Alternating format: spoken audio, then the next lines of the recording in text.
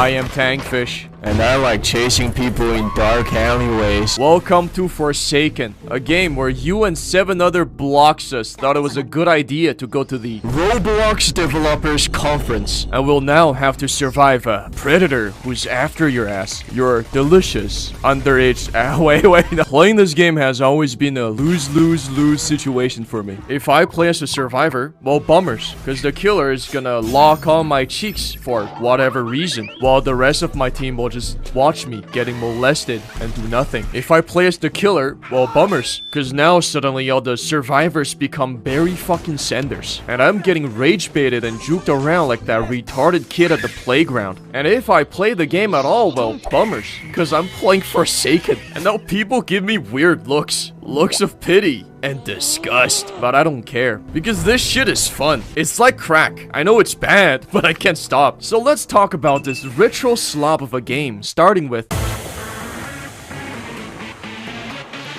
Forsaken is an asymmetric horror game, which is a fancy way of saying it's a game about some bum chasing down a bunch of idiots and trying to kill them. A lot of people compare Forsaken to Dead by Daylight, but it's actually very different. The killers here, they don't fuck around. Instead of putting survivors on a hook and letting them bleed out while they go off in a corner stroking their dick, the killer in Forsaken just straight up murder your ass Doom Eternal style. Less dramatic, but a lot more fucking efficient for sure. Every killer also has an ability that gives them ESP, so hiding is really not an option. However, the killers aren't the only ones with powers. The survivors have abilities too. That means instead of looping around some pillar for 30 minutes to avoid the killer like what that Chinese emperor did, you can fight back, trap him, and even give him back shots. The possibility for trolling and rage baiting is insane. However, most of the time, you end up with randoms who don't know how to play the game. Like, for fuck's sake, Forsaken's been out for more than a year. How are you still dog shit? Stamina. Sounds boring, but it's very important to know how to manage it. Obviously, you don't want it to reach 0 because it puts it on a cooldown, but it's also important to do big brain 5D chess and correctly guess your opponent's stamina so you can choose your next course of action.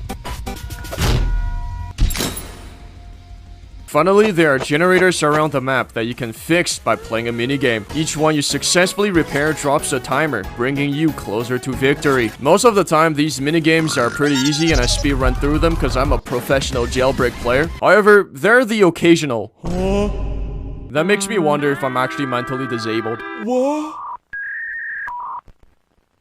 Oh! I mean, if this generator shit is too hard for you, then you can play today's sponsor instead. Back to the video. There are 3 categories of survivors: survivalist, sentinel, and support. Survivalist kids usually focus on staying alive, basically being a slippery little bastard with no ability for team play other than being a distraction. Sentinel's role is to throw hands with the killer and protect their teammates. Because of this, they usually have more HP and self-regen abilities, which also makes them very good survivalists, so many people choose to play them as such. Supports are there to support the team. They provide heals and buffs or impair the killer with structures and traps, and because of their versatility, it also makes them very good survivalists, so many people choose to play them as such. Maybe there's only one category after all. Maybe they're all survivalists. Anyway, since there's not much to say about this game, let's go over all the survivors and drag this video longer, eh? 5,000 ping, free timer refills, mouth breeder, fat asses who only know how to eat burgers and drink colas. Seeing a person who willingly plays noob is like spotting an endangered animal. If you ever see a good noob player, that's not a noob player. He misclicked and accidentally picked that crap and now he's stuck with it.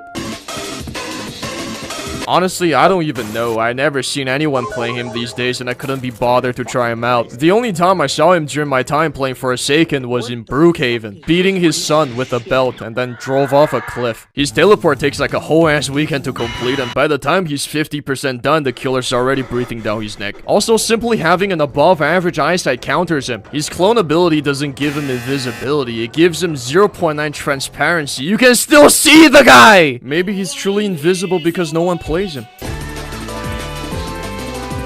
They're playing Tony Hawk Pro Skater. We're all just obstacles. You graze their ass cheeks and they just disappear into the horizon with their skateboard. Also, the killers can never find the graffitis because these little critters use their tech to put them in the 4th dimension or some shit, so they're basically impossible to find. John Forsaken has a shank and 2 pieces of chicken.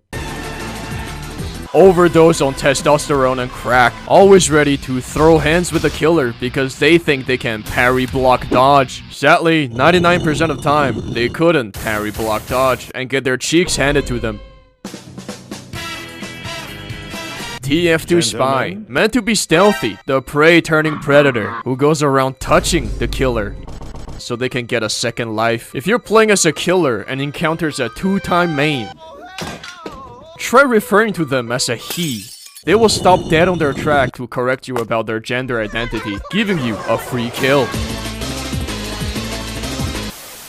Gambling! Technically the smartest survivor because he's loaded with the blick, but not smart enough because he brought a flintlock that also blows up in his face if he's unlucky and didn't hit the pity on his roast.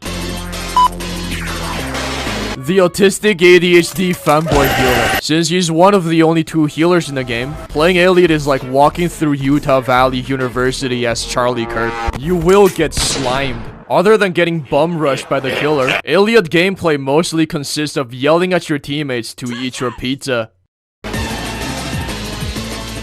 The Mercy Overwatch. Potential man of Forsaken. Can, could, but never will. You browse Reddit, because of course you do, you play Forsaken, and see all the glazers posting tier lists putting this Bloxley in S tier because on paper, his abilities are good. But in practice, you need a good aim, a good map, a good team, and a stupid killer. I swear to God, the moment you shield someone, their first instinct is to immediately run towards you for some fucking reason. Like a Reinhardt running back to his team after getting a nano boost and lure the killer towards you. Like, bro, go away! David Bazooka, the TF2 engineer, demoted from CEO of Roblox to random survivor, banished forever in Forsaken because his moderation team sucks ass. Since he lost his /ban perm, he can now only place turrets and healing dispensers that, despite glowing neon green, will still be ignored by the rest of the team. The Trapper, the Terrorist, the Man, goes around doing a little bit of trolling and tomfoolery. In his eyes, the killer is not a threat, but a toy for his amusement. This man genuinely disgusts and sickens me, and that's why I love him. And that's why I bring 7 other TAFs with me just to torment the killer. He shall know true terror. The full CSGO Dust 2 CT B-side experience that will end with him collapsing on the floor and foaming at the mouth. Crystal Meth Merchant, here on the Survivor team so she can beat up John Doe for child support. Honestly, I didn't even bother getting her, so I don't even know what she does. All I know is that all the Jane Doe players have woman names. Jesus Christ. Your mission as the killer is simple. Come on over here. Come on over here. No, you flipped me off. Come on. Kill! Murder them all before the timer runs out. Every killer has their own unique playstyle. And, Forsaken players tend to get pretty defensive about their main. So naturally, I'm gonna piss them all off in this section. John Forsaken has a shank. Now on the killer side because he lost his 2 pieces of chicken. Cool kid, more like neglected child. Abilities include throwing a brick, Okay, 1 brick at a time, they'll build their home. FNAF Foxy jump scare, and pizza doxing. I pass pizza delivery. When coming across a 007 LARPer, Instantly loses. because he just kills himself as he doesn't want to deal with the crackhead 007 and 7 roleplayer. Oh, hell yeah. I want to go to Goldfire. Real strong right hand for some reason. He jacks off and cum, and that's his, the pillar thing. And he's fucking cum trail that gives you STD while you touch it. Goon to Jane Doe so much that his wife, Jane Doe, left him. So now instead of beating his meat to Jane Doe on the green website, he beats Jane Doe with his meat. Damn. Harder, daddy. What? Driving in my car right after a beer. A train will run you over at 100 miles per hour. Will cast Biden Blast on your ass. Will teleport behind you. And will give you schizophrenia. Sounds really strong on paper, but utterly useless when the survivor starts running around some random fucking wall repeatedly. Chili Emerald wannabe, edgy emo hackerman, carries 2 swords because that's double the edge. No, you're fucking not. He has a Getsuga Tensho that hits like a truck and a Get over here! move that also gives their victim pop-up ads. You can also do the Sun Jin Woo and resurrect the mofos he's killed. Also has ESP, because why the fuck not? You're gonna need MLG aim to play this guy, by the way, because he's slow as fuck, even though he's black. John Rage Mode molds you faster than the pitbull named Princess mauls a toddler. Screams slurs at the survivors to deal emotional damage. Sucks at the game, so he starts to gamer rage, during which he gets hella buffed. The gamer rage stops time for some reason, and whenever he gets a kill, it extends the rage. So balanced. Who? I'm Nosferatu the vampire. Who invited you?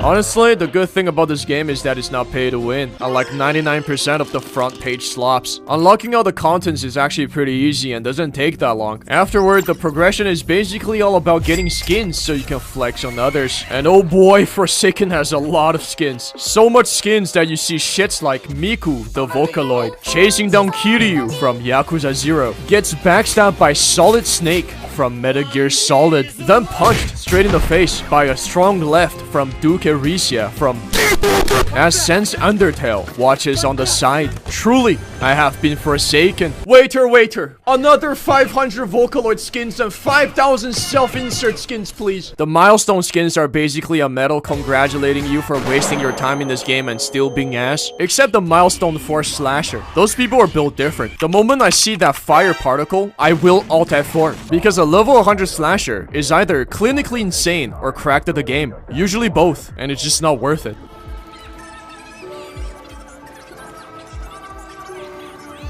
You know you're in the endgame when you turn on the hitbox visualizer and crank up your FOV to 420. At this point, you're in too deep and it's basically over for you. Honestly, after bullying kids for weeks in this game, it's just not fun anymore. So I opened Twitter and saw all the Forsaken devs fighting each other. Lots of people hate on the Forsaken devs, but they simply don't see the vision. Me personally, I say thank you, Forsaken devs, for not only making this dumbass Roblox game for me to play, but also provide endless entertainment on Twitter and allow hundreds of Roblox drama YouTubers to put food on their table and feed their family. Apparently there's lore in this game, which is cool and all, but more importantly, it gives me a very good excuse to show these bloxers what lore accurate cool kid gameplay looks like. Anyways, that's it for this video. Subscribe, like, and comment E, or I will make you binge Roblox Forsaken drama slops. Also, I made a new Discord server for game testing and trolling for the next video, and I need goons, so join if you got time. I'll see you there.